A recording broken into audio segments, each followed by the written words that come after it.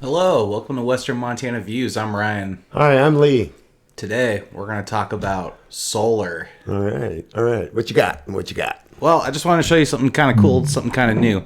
So, we know what solar panels look like, right? The typical, black or blue or whatever. The stuff that's on your house? Yeah. So, this is an example of a smaller one. Nice. Yeah. It's a speaker. It's a speaker, yeah. So, on the other side, and I can try showing the crowd here a little bit, there's speaker holes on the other side of that. Right on. So what you can do is you can charge this up through the sun and have that be your outdoor portable speaker. Bluetooth from your phone? Yeah. Yeah, nice. Good volume? Yeah. Good Very. sound? Good sound? Very. Nice. Surprisingly. Nice. And even though they aren't a sponsor, who's the manufacturer? Sponsor is Renogy. No, our sponsor Well, it's is not not Renogy. Renogy. Our sponsor is not Renogy. The product The is product made by Renogy. Renogy. Yeah, we don't have a sponsor. Yeah, so I kind of got my feet wet after seeing a whole bunch of news on the East Coast and in California of all these electrical power outages. Yeah. Uh-huh. And in California with the fire, too, they have rolling blackouts. So what they do is they put you on a schedule and they basically take out your power for a whole weekend. So you better get your stuff together before they hit the switch. That's kind of the gist, yeah. And I didn't know if something was going to be coming our way in Montana, possibly. So I was a little proactive about it just before the pandemic, and I decided to put a little money together and get some solar stuff. Mm-hmm. And that's where some of the stimulus money actually went when I got it this last year. All right. You had something else that you wanted to show. I do, yeah. So this is just the smaller one. You can even charge a phone with it. eTunes? Is that what it says? It says it's called eTunes, yeah. Okay, show. eTunes. Vanna White. Vanna would be proud. Vanna White, you aren't. But she would be proud. This is another product by Renogy. Yep, this is called the Solar Suitcase, or otherwise called the Phoenix Generator. Let me turn it up. Nice, huh? Mm-hmm. Very James Bondy. Very much, yep. So these can open up. And look at that. You got solar panels inside this. Okay, so, and the battery bank, I assume, is in the body of the case? Yep, in the body of the case there is a 200 watt-hour battery. That will probably charge your phone probably 20-25 times. I see. What are these exterior ports? Sure thing. So on this side is basically your input ports. Oh, nice. So I could show the audience a little bit. AC, SIG-in, PV1, and PV2. So PVs are your photovoltaic, is what PV means. So you can add additional solar panels. Yep, you can charge. This. Yep. Okay. So you can charge from the wall, or you can charge from your solar panels. Yep. Your bigger solar panels. Yep. Okay. Yep, to the large solar panels, like the 100 watt solar panels we have outside. Yeah. Interesting. What about the other side? Sure thing. So that was your input for power. This is going to be your output for power. AC outlet, cigarette out, DC in, DC2, DC1, DC2, and 4 USB ports. Yep. And all this stuff is basically just a portable battery you can take with you. So if you're camping with this and you got everything all strung out and a bear attacks, what do? Do you just leave it? Leave Or it. run down the path with stuff trailing behind you? Well, I could shine a light at them too. Just shine a light in their eyes and hope they go away. Well, there's obvious benefits to solar, and obviously it's an alternate power source. Mm-hmm. So when the power goes down, you aren't completely dead in the water. Exactly. What are the two conveniences that you enjoy regularly as a benefit of solar energy? I think just basically knowing how much energy I actually use. At least I know a better estimate of what I'm actually using in a day. Mm-hmm.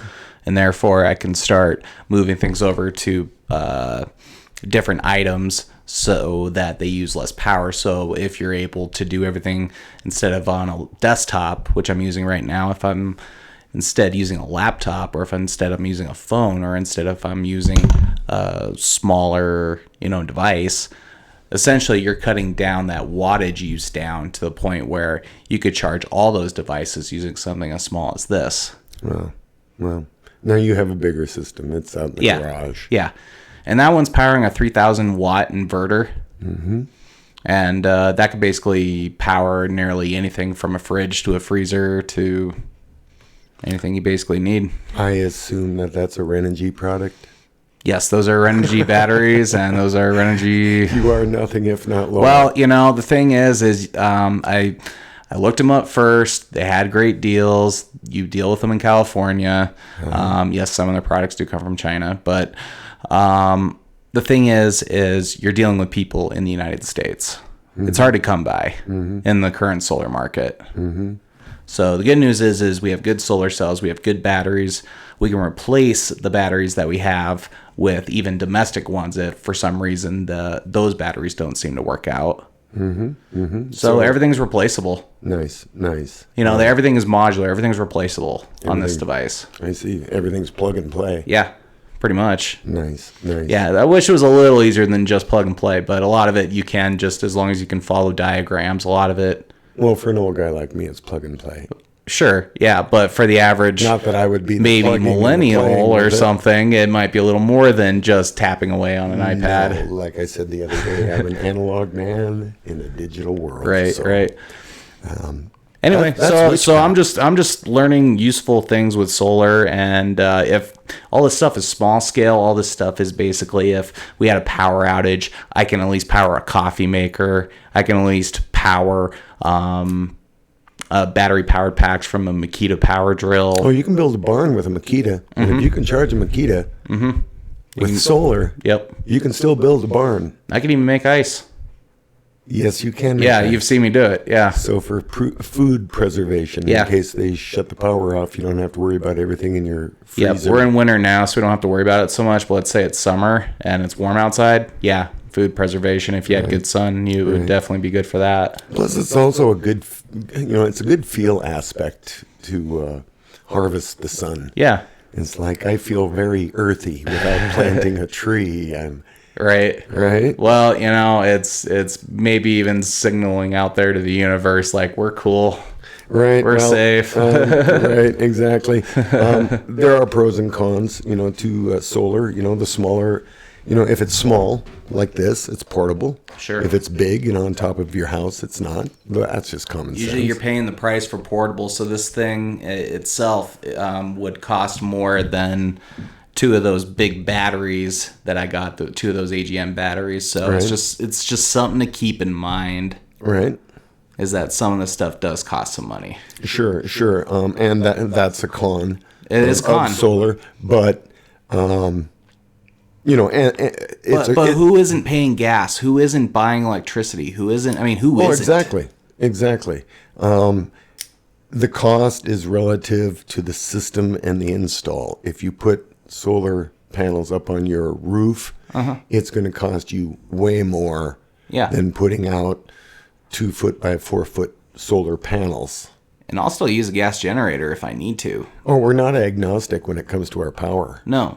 It's just this is an expansion of it. It's so that I know how to use it. It's so that I know how to hook up a basic array.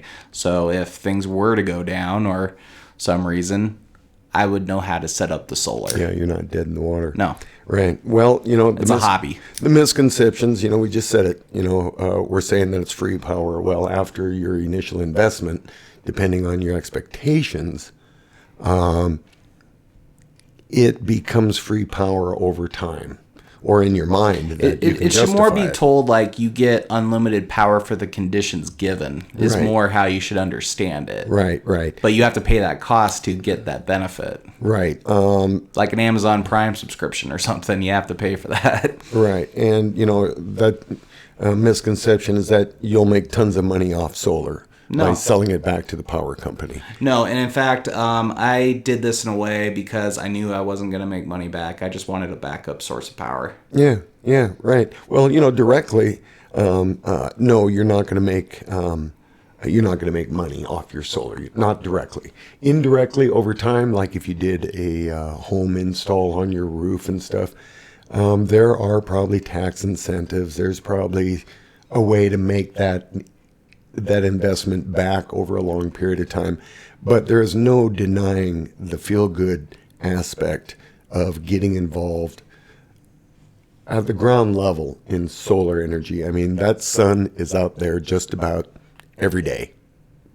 Just about every day. They have many songs about the sun will come out tomorrow. I mean, it sounds cheesy and corny, but it's true. I mean, it will be out the next day, short of some apocalypse. Right. Even with 4 panels on a cloudy day, I can still pump out 80 to 100 watts. That's enough to power this thing up. Mm-hmm. Mm-hmm. Mm-hmm. And we mentioned earlier, something about product loyalty. If it works, stick with it. Yeah, until it proves me wrong. Right. I imagine that you would need to heed the manufacturer's recommendations for peripherals. Oh, sure. Yeah. You can't just find anything in the closet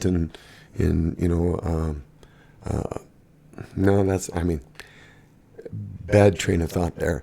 Peripherals that work in conjunction with a product like this. Mm-hmm.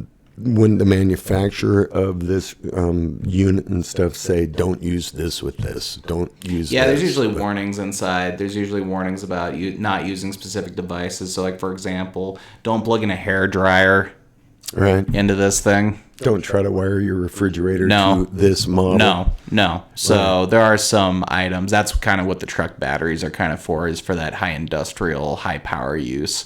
This is more for devices such as iPads and flashlights and laptops and I would imagine devices. I would imagine that in all applications smaller than having them on your roof, you could pretty much learn and do it yourself.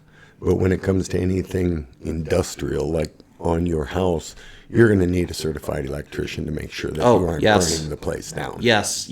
Everything I'm doing is still to code. I mean, we haven't attached anything. We haven't done anything. Nothing is wired into this house. No, nothing. It's a standalone system. This is just a standalone system. So, like, for example, if I needed to plug in the freezer, plug in the fridge into the big battery bank out in the garage, I can. Right. So, what kind of batteries did you say? So they are AGM batteries. They're truck batteries. They're like truck batteries, 12 volt. Absorbing glass mat, 12 volt truck batteries. Was there a reason why you decided to go with 12 volt bats?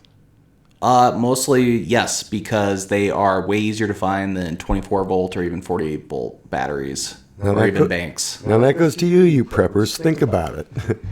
12 volt batteries are pretty easy to find in a highway clogged with cars that you're weaving through as you go. It's a recoverable resource. Yeah.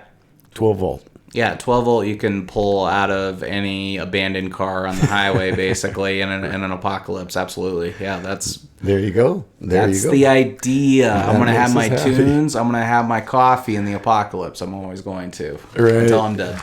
Right. This is episode 3 of our podcast, and we don't want to scare viewers away, but we do know that aliens consider solar panels as peace signs. Peace sign, yeah, intergalactic peace sign. Intergalactic peace sign. That's one of the things we joke about is because we're one of these shows on the History Channel. You could probably guess which one. It was basically talking about how they do not like nuclear bombs. They don't like nuclear bombs, man. They shut them off like all the time. Well, there was some missile silo in the northern U.S. somewhere, and close by here, and they just turned all the nuclear sequences off. All 7 of them. And so we know the aliens don't like those. Yeah. But they see us using solar panels as enlightened beings.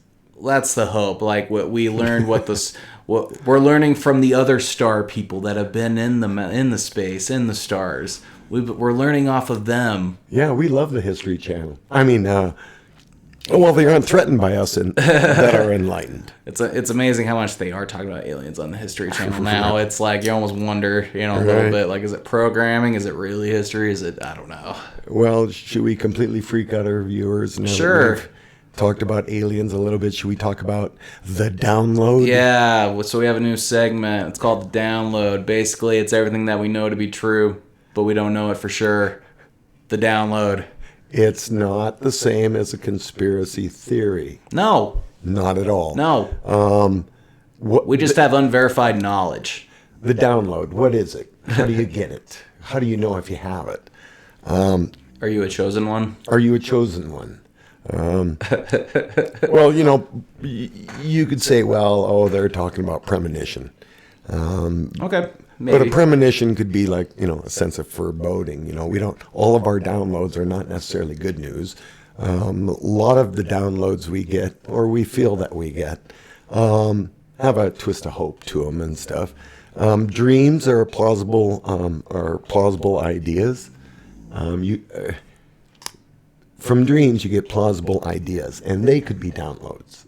I've heard many stories about composers that came up with a melody upon waking from a dream. So, that's a download. I don't give it. Right. That is a download. Right. Gut feelings can be something that can be equated with the download. And it's a little more than just if this, then that logic and just following a rabbit hole. It's just, the download really is kind of like you knowing something in advance. You planned for it in advance. That event actually did happen, and you're glad that you actually did something. So I'll give you an example after you give your example. I'll give you my example. Sure. COVID. Okay. When we first heard of COVID, I knew as an ex-EMT that it would go viral. And within a month, the news flash on CNN and MSNBC was, "We fear it's gone viral." And I said to the TV, count on it. Got the download long time ago, many years ago, when I was an EMT. Viruses, bad. What I had was something a little different. So I'll give you, so student loans. You know how they have all that talk about student loans and millennials can't pay them off, and now Gen Z won't be able to pay them off. Right. Well, back in 2014, so we're going back a few years, while I was still working in IT, I ended up paying off my student loans. Now, I had every single person in the world saying, "Oh, don't do that. You'll have all the time in the world. There's times for advancement, times for, moving up in the world, and that's when you can pay it off, is when you get that raise, when you get that thing." But in the end, I kept feeling like every single time I made that payment, it's like, oh, I'm one step closer to freedom, but I'm not at freedom yet. Right. And I wanted to be at freedom. I didn't want to owe anybody anything. So you had this feeling that this debt is going to sink me. It's going to sink you in the future. Yeah, due to some event. I don't know if it was going to be a war. I didn't know if it was going to be specifically coronavirus. I didn't know it was going to be specifically anything that was going to... Could have been debtor's prison. It could have been anything. So I just decided, you know what? I know I can pay it off now. I'm going to pay it off now, and I'll be good with that. Are you happy today that you did? Yes, 6 years later, I don't regret it one bit. And that was the download. Yeah. You felt it so much. Yeah. Right. Yeah. Right. And that was like... And I didn't have the most. I only had like about 10,000, but I still paid all of it off. Right. Well, that's kind of a gut feeling. It's knowing better. It's knowing better, not believing everything that you see on the news outlets, and having that turn out to be a good thing in retrospect. Thank God I did that, because today I would be screwed if not. Exactly. No, so exactly. I've kind of run into the same thing too with COVID too, where I pretty much knew that this was going to be a 1.5 2 year slog. Basically, I pretty much knew that it was going to be us with probably 90%, 95% limited contact, the whole time for those times. It just is what it is. I mean, if you don't want to get COVID, if you don't want, I mean, because I currently have neurological condition, so what do you do, you know? Mm-hmm. Do you stay isolated, or do you go and meet up with your friends and possibly get COVID? And, you know, I mean, it's just, what I saw is I'm going to keep in touch with the people I already keep in touch with now. Mm-hmm. I'm not going to make more friends, but I'm not going to lose any friends either. Right. And that's kind of what I'm learning from this download. At least my own download is some of the hints I get are for the future, and I try to plan for that. And I'm not always happy in the present when I deal with it. Right. But I try to deal with it in that way. Sure. Well, let me give you some other accuracies that I've had about the download. I mentioned that, you know, COVID going airborne, and the point is that I didn't hear the news outlets say that, and I went, oh my god. That the news outlets don't give me the download. Sure. The aliens give me the download. Stand by, we'll have tin hats soon. Yeah, maybe for this segment specifically, for sure. Another part of that feeling, pirate hat, was that the U.S. population would not cooperate in battling this. Oh, I knew that. This virus. Well, the thing was, we knew that, and then 2 weeks later or a month later, the news outlets say, and it's odd, becoming apparent that the population is not cooperating. Well, I got the download a month before they apparently did. Here's another one that they were late on because I got the download first. Food supply is going to be in danger. Yeah. Well, no shit. Well, yeah. Right? Here's another one. Makes us laugh, and a shout out to follow. There's going to be a strain on first responders and essential workers. Well, no duh. And here's the shout out. IT guys. Yeah, buddies. Good job. You don't get enough I'll give them recognition. actual first responders for the emergency workers. If you're going to do the IT workers, I'll do the emergency workers. Good job, guys. Seriously. The IT guys never get enough credit. Neither do podium guy, the guy that wipes down the podiums. Oh, yeah, sure. In between each take. Yeah, well, each person talking. Yeah. Yeah, you know how important Kornacki was? Yeah. Well, podium guy. Yeah. I'm a big fan. I saw Podium Gal the other day. Right. Here's glad she was there. Do you want to know of an inaccuracy for my download? Sure, yes. I woke up one morning knowing that in the 2020 Montana election, the state was going to turn blue. It was going to be great. And I'll tell you why. There was a marijuana initiative on the ballot. Okay. And I thought there would be more people turning out, more younger people turning out, casting their vote, primarily for that. And then the presidential race, and then the rest of the ticket as an incidental. You want to know what my download was of the election? I actually did not predict who was going to win, but I'll tell you what my download was. My download was basically who has moved into the state and what's their political affiliation. Oh. Whatever answer that is going to be the one that wins at least Montana's races. And sure enough, that's pretty much what happened. Right. And so my inaccuracy was that the 2020 Montana election turned out to be solid red across the board. I couldn't except for marijuana, yeah. Except for marijuana, yeah. Except, which makes it a little more tolerable now. So, right. So we maybe they can chill out a little. We joke about the download, but sometimes like we say, whether it comes to you in a premonition, that's a download. Does it come to you in a dream? The idea of a book or a musical score or just some invention? Yeah, that's the download. The gut feeling. Knowing better. Just flat knowing better. That's a good, and chances are when you're struck with this sort of a download thought, it's like no one else is talking about it. And because you're thinking about it first, is there some sort of a connection? Some sort of a neurological connection. Yeah, it's the download.